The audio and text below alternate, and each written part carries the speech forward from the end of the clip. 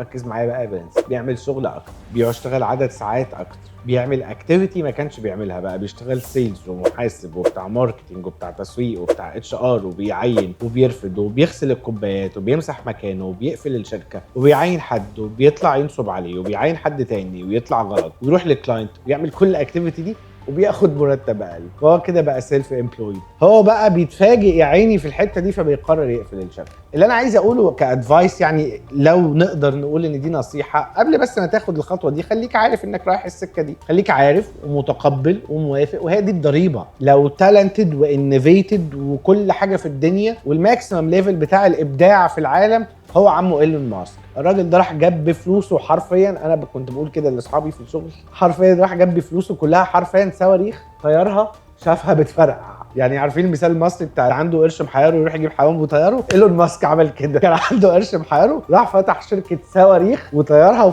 فرقعت كلها زي البلالين. فانت لو ما كانش عندك الاجر ده بتاع ان انت بفلوسك كلها تروح تحطها في الحاجه دي، ومش تنفست فلوسك وبس كده كده خسرناها، لا تنفست وقتك بقى ومجهودك وتاخد مرتب اقل، خلاص ما تروحش الخطوه بتاعه البيزنس. ده مش معناه ان هي خطوه وحشه، دي خطوه حلوه جدا، بس هي عايزه رجاله جدا، عايزه ناس شداد جدا، عايزه ناس اقوياء جدا، عايزه مثابره جدا، عايزه تضحيه جدا، عايزه كل حاجه جدا جدا جدا جدا. لو عجبك الكلام ده اعمل لي كومنتس هنا، هتلاقيني بطلع لك تاني كل يوم.